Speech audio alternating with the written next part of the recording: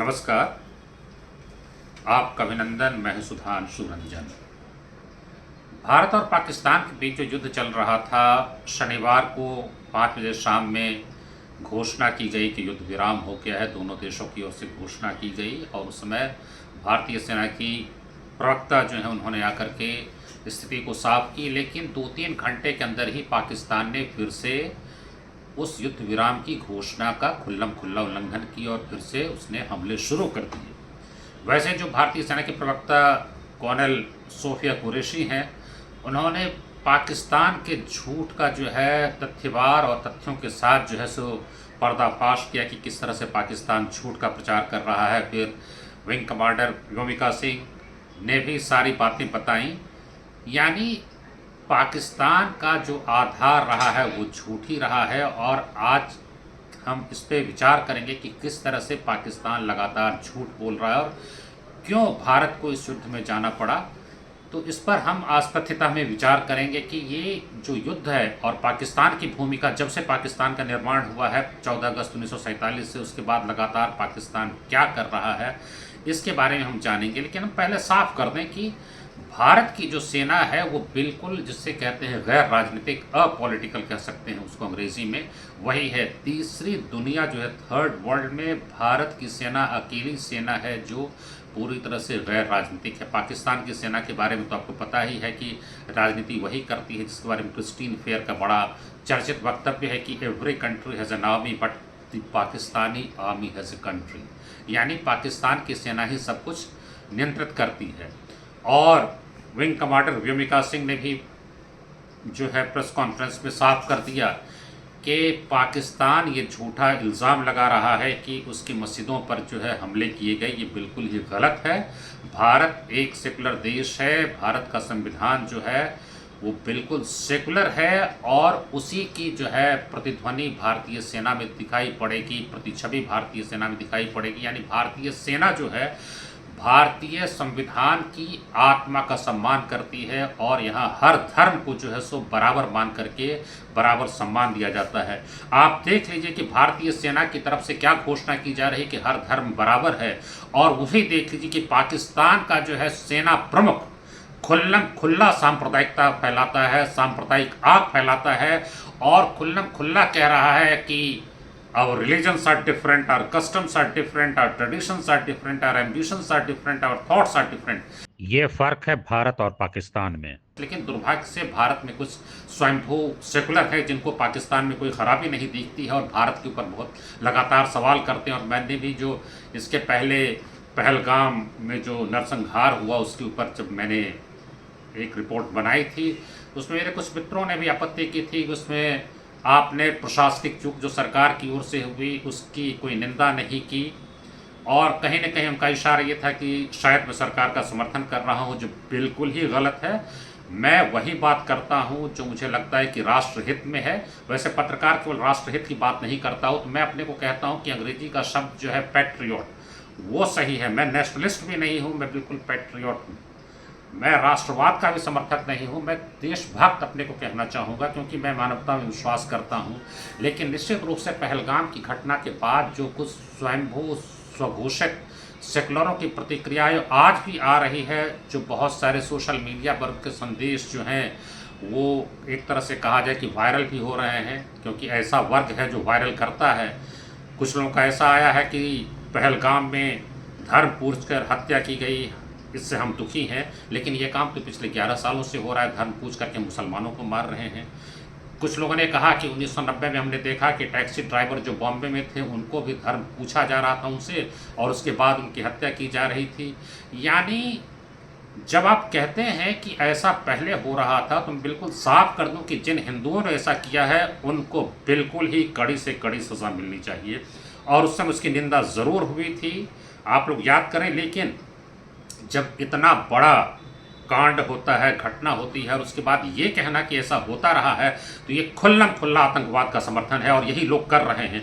कुछ जो है हालांकि मिनिस्क्यूल पॉपुलेशन है, लेकिन वो यही कर रहा है। मैं साफ कर दूं कि इस बार युद्ध के बाद मुसलमानों ने नहीं किया है।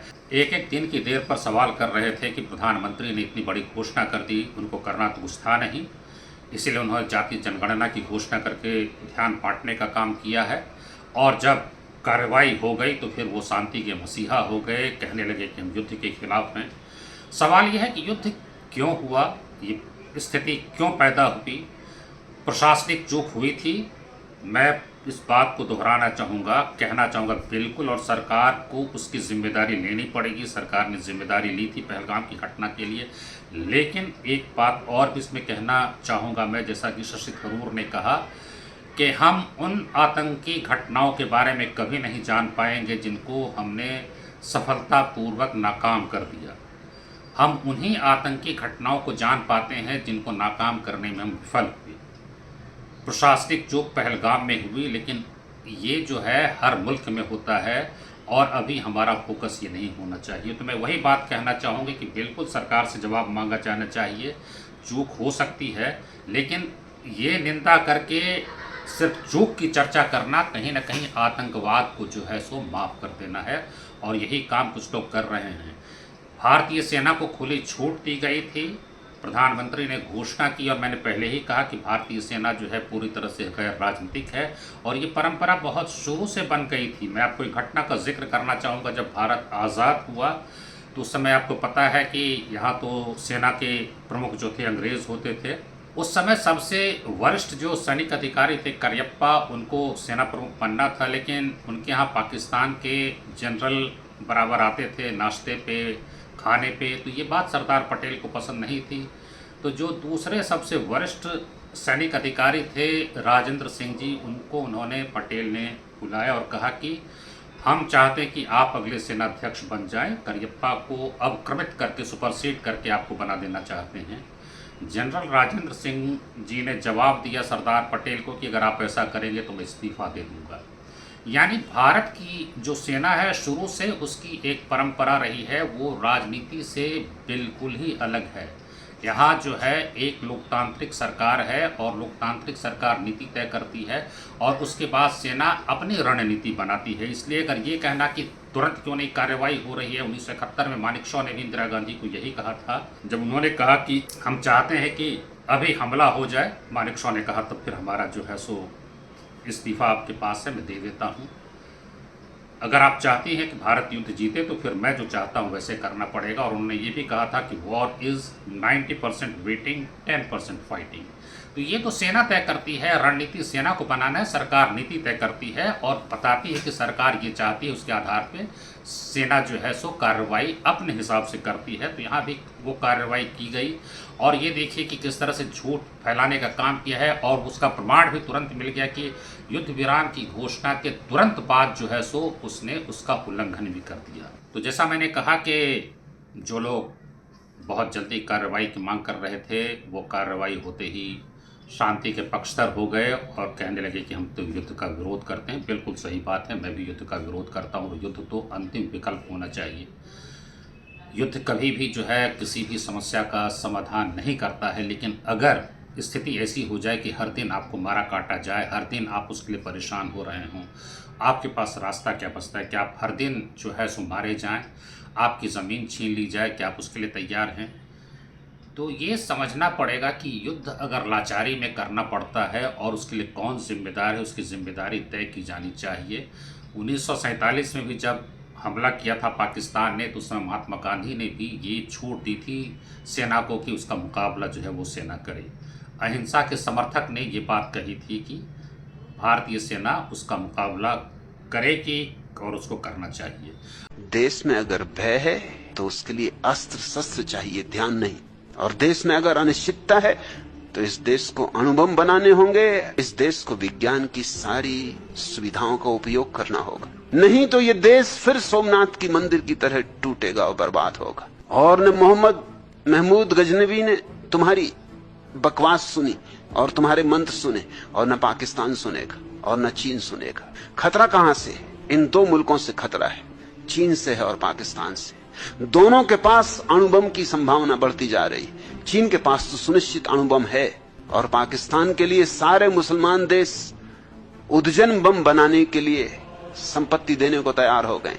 और यहाँ के ये तथाकथित पोंगा पंडित ये समझा रहे हैं इंदिरा गांधी को कि भावातीन ध्यान से सब ठीक हो जाएगा, सब भय मिट जाएगा, सब अनिश्चितता मिट जाएगी। इस तरह के गधों ने इस देश की छाती को बहुत रौंदा। इन गधों से छुटकारा चाहिए। मैं ध्यान की क्षमता को स्वीकार करता हूं, ध्यान की अपूर्व संभावना है, लेकिन अंतर्लोक तनाव से मुक्ति मिलेगी ध्यान से। लेकिन मत सोचना कि तुम दूसरे को बदलने में समर्थ हो जाओगे।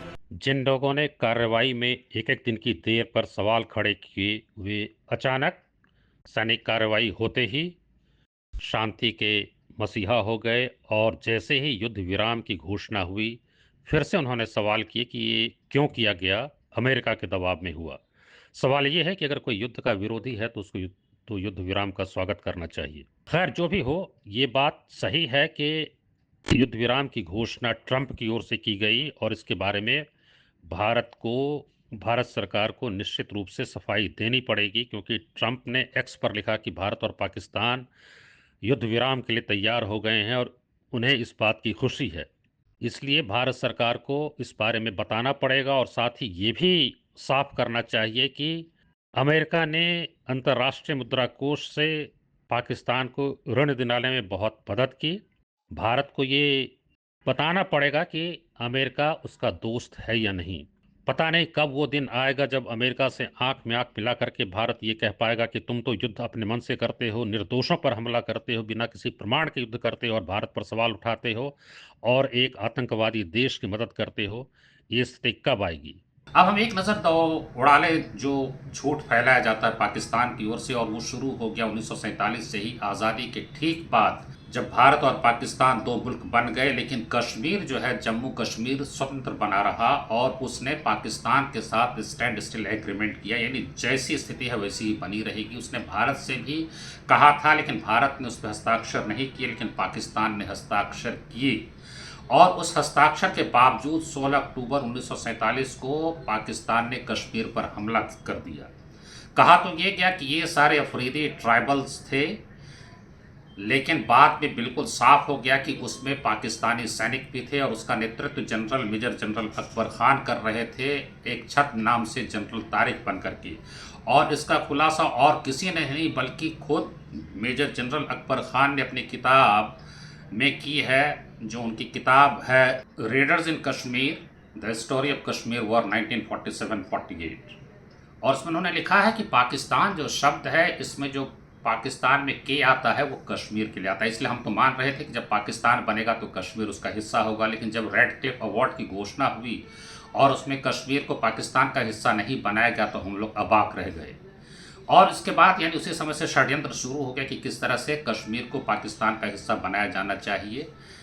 एक जगह है मुरी जो अभी पाक अधिकृत कश्मीर में है, जिसको वो लोग आज़ाद कश्मीर कहते हैं, और वहाँ पर वो अकबर खान गए ये देखने के लिए कि भाई जो आज़ादी की मांग कर रहे हैं उनके साथ किस तरह बातचीत करके जो है इसको आगे बढ़ाया जा सकता है। वहाँ जो है उनकी मुलाकात होती है मियाँ इफ्तिखारुद्दीन से, जो कि मुस्लिम लीग के नेता थे और उस मुस्लिम लीग के जिसकी सरकार पाकिस्तान में थी। और वो भी मुरी आया था और उसने बताया कि उसको श्रीनगर जाकर कश्मीरी नेताओं से संपर्क करने के लिए कहा गया है कि ये पता करना है कि वस्तुत स्थिति क्या है और कश्मीर को पाकिस्तान में मिलाने के लिए क्या किया जा सकता है, वो कितना तैयार है। अकबर खान को ये भी कहा गया कि इसके लिए आप योजना बनाएं, और ये सारी बातें उनकी पुस्तक जो है readers in Kashmir, story of the Kashmir war 1947-48 में ये सारी बातें दर्ज हैं। पाकिस्तान सेना ने जो है वो जो ट्राइबल रेडर्स कहते हैं, जिसमें कि पाकिस्तानी सैनिक भी थे, उनको बाजाब्ते गोला बारूद असले सब मुहैया कराने का काम किया। पुलिस ने जो एक रेडर्स थे, कबायली थे, इनको 4000 राइफल उन्होंने दिए और ये भी कहा गया कि उनको जो है LMG light machine gun brains वो इटली से मंगवा करके दिया जाएगा। लेकिन जब इटली से वो आया तो वो देखा गया कि वो स्टेन गन है, वो ब्रेंस नहीं है। इस तरह से वो अपना काम कर रहे थे। लेकिन 26 अक्टूबर को जम्मू और कश्मीर के महाराजा हरि सिंह ने समझौते पर हस्ताक्षर किया, जो विलय का समझौता था, इंस्ट्रूमेंट ऑफ एक्सेशन, और वो भारत का हिस्सा हो गया। और यहाँ ये भी साफ कर दें कि वो केवल हरि सिंह की इच्छा से नहीं हुआ था। यहाँ हमारे प्रधानमंत्री जवाहरलाल नेहरू ने जम्मू कश्मीर के सबसे लोकप्रिय नेता शेख अब्दुल्ला से बात की और जब उन्होंने भी कहा कि भारत के साथ विलय का वो समर्थन करते हैं, उसके बाद उसका विलय हुआ। लेकिन ये बात पाकिस्तान को 27 अक्टूबर को पता चली और पाकिस्तान के प्रधानमंत्री ने सेना के अधिकारियों के साथ बैठक की जिसमें अकबर खान शामिल थे। फिर वह कहूँगा कि सारी बातें उनकी किताब में हैं और उन्होंने सलाह दी कि जम्मू को काट देना चाहिए, क्योंकि जो श्रीनगर से जम्मू होकर के ही सड़क मार्ग है और जो सेना आएगी वो अगर सड़क मार्ग से आती है तो वही एकमात्र रास्ता है। अगर वो रास्ता काट दिया जाता है तो भारतीय सैनिक की आवाजाही जो है वो बंद हो जाएगी। और उसके बाद खुद जो है कायदे आज़म ने आदेश दिया कि जम्मू को बिल्कुल काट दिया जाना चाहिए। 29 अक्टूबर को जनरल अकबर खान जो है वो पत्रकार अली अख्तर मिर्ज़ा के साथ श्रीनगर वहाँ जाते हैं और वहाँ जो है उन्होंने कई पुलों को उड़ाया। उन्होंने अपनी किताब में इसका जिक्र किया है। अधिकारियों से वो मिले और भी जो वहाँ लगता था कि ऐसे लोग हों जो साथ दे सकते हैं, उन लोगों के साथ उन्होंने बैठक की। फिर 4 दिसंबर को उनकी बैठक होती है प्रधानमंत्री के साथ दोबारा, जो एक दूसरा सम्मेलन था जिसमें सैनिक के भी अधिकारी बुलाए गए थे और उसमें जनरल मुशर्रफ को भी बुलाया गया था और उनको विश्वास में भी ले लिया गया था। और फिर अकबर खान लिखते हैं कि he provided 1 million rounds of ammunition and 12 volunteer officers, ये उनको दिया गया। तो ये देखिए किस तरह से वो सारा प्रायोजित जो है वहाँ चल रहा था। कहा जा रहा था कि ये तो ट्राइबल्स चले गए हैं, इसमें पाकिस्तान की सरकार या पाकिस्तान की सेना का कोई हाथ नहीं। तो झूठ का सिलसिला तो शुरू से ही चल रहा है। फिर अगर हम 1965 पे आते हैं जब भारत पाक युद्ध हुआ, उसमें किस तरह से झूठा प्रचार किया गया। कहा तो यही जा रहा था कि हम जीत रहे हैं, हम जीत रहे हैं, लेकिन भारतीय सेना पहली बार सीमा पार करके जो है लाहौर चली गई, इच्छो कैनाल पार कर गई थी और हम लाहौर के दरवाजे पे खड़े थे। तो 1965 में ये बार बार दावा किया जा रहा था और वैसे उसकी स्थिति अच्छी भी थी क्योंकि पाकिस्तान के पीछे अमेरिका की पूरी शक्ति थी, उसके पास पैटर्न टैंक थे और एक मायने में 1965 का युद्ध 1962 के युद्ध से ज़्यादा कठिन था। लेकिन लाल बहादुर शास्त्री का जो संकल्प था और उनका जो कौशल था वो उसमें देखने को मिला। पहली बार उन्होंने इजाज़त दे दी थी और भारतीय सेना इच्छोगिल कैनाल पार कर गई, यानी हम लाहौर के दरवाजे पे खड़े थे। और उस समय एक बड़ी एक चर्चित कविता है जो बाल कवि बैरागी ने लिखी थी और उस कविता की बहुत चर्चा हुई थी कि 2 दिन तक और चलने देते इस बलिदानी दौर को, लगे हाथ निपटा ही देते पिंडी और लाहौर को। यानी भारतीय सेना और भारतीय मानस की बुलंदी उन 2 पंक्तियों में हमको देखने को मिलती है। पहली बार यह एहसास हुआ था क्योंकि चीन से परास्त होने के बाद हम किस तरह से बिल्कुल मरमाहत थे। एक जो परास्त देश होता है, पराभूत सेना होती है, उसकी मानसिकता में कैसा उछाल आया, ये 1965 में हमको देखने को मिला। और फिर अगर हम देखते हैं 1971 में तो वही झूठा प्रचार चल रहा था पाकिस्तान रेडियो से कि आज हमने यहाँ पर जो है सो कब्जा कर लिया, आज हमने वहाँ उस हवाई अड्डे को ध्वस्त कर दिया, उस सैनिक ठिकाने को ध्वस्त कर दिया। और उसका नतीजा आप जानते हैं कि क्या हुआ। 93,000 सैनिकों के साथ उनको आत्मसमर्पण करना पड़ा, जो शायद आधुनिक इतिहास में इससे बड़ा आत्मसमर्पण कभी नहीं हुआ था। तो ये पाकिस्तान का इतिहास रहा है। फिर वही कारगिल युद्ध, उसमें उसने दावा किया कि हम जीत गए हैं। तो पाकिस्तान केवल झूठ की खेती करता रहा है क्योंकि वहाँ सेना सरकार चलाती है, वहाँ कोई जो नागरिक सरकार है वो कहने को है सिविलियन गवर्नमेंट। आप अगर देखें शनिवार को जो अमेरिका के विदेश मंत्री मार्को रूबियो ने जो एक्स पे लिखा, उसमें भी क्या लिखा कि हमारी बातचीत भारत के प्रधानमंत्री नरेंद्र मोदी से हुई, पाकिस्तान के प्रधानमंत्री शहबाज शरीफ से हुई, भारत की विदेश मंत्री एस जयशंकर और नेशनल सिक्योरिटी एडवाइज़र से बात हुई, पाकिस्तान के सेना प्रमुख से बात हुई आसिम मुनीर से। यानी अमेरिका भी ये समझता है कि पाकिस्तान की नीति का निर्धारण जो है वो सेना करती है, वहाँ की नागरिक सरकार नहीं करती है। इसलिए ये कहा गया कि उनसे हमारी बात हुई। और शहबाज शरीफ ने धन्यवाद भी दिया अमेरिका को कि हाँ आपके हस्तक्षेप से जो है युद्ध विराम हो गया और तुरंत बाद उस युद्ध विराम का जो है उल्लंघन भी हो गया। यहाँ एक और बात बतानी बहुत ज़रूरी है कि वैसे तो अमेरिका ये कहता है कि शांति चाहिए, लेकिन अपने ऊपर उसका कोई सिद्धांत लागू नहीं होता है। बिना किसी प्रमाण के उसने इराक में युद्ध किया, अफगानिस्तान के बारे में साफ कहा था कि यूएन चार्टर के अनुच्छेद 58 के तहत हमको आत्मरक्षा का अधिकार है, लेकिन वो दूसरों देश के लिए या दूसरे देशों के लिए ऐसी बात नहीं करता है।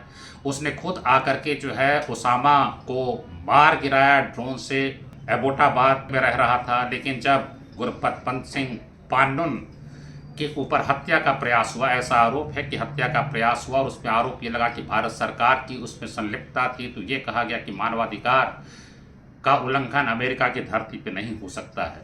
अब सवाल है कि उससे ये पूछा जाना चाहिए कि तुमने जो ओसामा को मारा तो उसमें तुमने कौन सा ट्रायल किया था, उसमें क्या कुछ हुआ था, कहीं तुमने प्रमाणित किया कि हाँ उसने इस तरह का जो है आतंकवादी हमला किया, उसको अंजाम दिया। तो ये सब जो है सो ताकत का खेल है और इसी के आधार पे चल रहा है। लेकिन भारत ने भी बता दिया है, इस बात पता चल गया पाकिस्तान को। अब फिर से चूंकि युद्ध विराम का उल्लंघन हो गया है, वो युद्ध कितने दिन तक चले पता नहीं, लेकिन संक्षेप में आपको बताया कि किस तरह से पाकिस्तान केवल झूठ का ही प्रचार करता रहा है। वैसे युद्ध में झूठ का प्रचार और भी देशों ने किया है। आप दूसरे विश्व युद्ध को ले लें, फिर अमेरिका की बात करेंगे, उसने हिरोशिमा और नागासाकी पे अणुबम गिराने का काम किया, कहा कि युद्ध जीतने के लिए ज़रूरी है, जापान जो है सो बहुत गलत कर रहा है। लेकिन उसी के एडमिरल जो है लीही ने अपना संस्मरण लिखा 1950 में, और उसमें साफ कह दिया कि रूस के मार्फत जापान बार बार ये संदेश भेज रहा था कि हम जो है सो आत्मसमर्पण करने को तैयार हैं। वो बिल्कुल तैयार था, और ये कह रहे हैं कि ये जो बारबरिक जो दरिंदगी दिखाई अमेरिका ने, इसकी कोई ज़रूरत नहीं थी। और ड्वाइट आइजनहॉवर ने भी ये कहा है कि हाँ अमेरिका को ऐसा नहीं करना चाहिए था, ज़बरदस्ती बम गिराया गया। और जो जापान की तरफ से जो संदेश आ रहे थे, जो फीलर्स आ रहे थे, उसको दबाने का काम किया गया। तो ये झूठ उसने ही फैलाया। इस तरह की बहुत सारी घटनाएँ हैं। द्वितीय विश्व युद्ध 1939 में तो हिटलर ने एक नागरिक को पोलिश आर्मी का ड्रेस पहना करके और उसको जर्मनी पोलैंड के बॉर्डर पे जाकर के मार दिया। ये बताना था कि भाई इसकी हत्या की गई ताकि वो पोलैंड पे जो है आक्रमण कर सके। उसके मंसूबे बुलंद थे। ऑस्ट्रिया पर उसने कब्जा कर लिया था, चेकोस्लोवाकिया पे कब्जा कर लिया था, और पोलैंड पे वो करना चाह रहा था, आगे बढ़ रहा था। तो ये सब जो झूठ है युद्ध के समय होता है, लेकिन इतना अनैतिक करना जो है वो किसी भी रूप में सही नहीं माना जा सकता है, चाहे कोई भी देश करे। और पाकिस्तान यही काम करता रहा है। तो इसके साथ ही हम इस कार्यक्रम को समाप्त करेंगे, ये बताते हुए कि इस युद्ध में जो है सो फिर से झूठ का प्रचार किया गया। भारत आतंकवादी घटनाओं को लेकर के बहुत परेशान हो चुका था और उसकी मजबूरी हो गई थी कि इसका जवाब दे। अगर आपको हमारा ये कार्यक्रम पसंद आए हो तो आप इसको कृपया सब्सक्राइब और शेयर करिए। बहुत धन्यवाद, नमस्कार।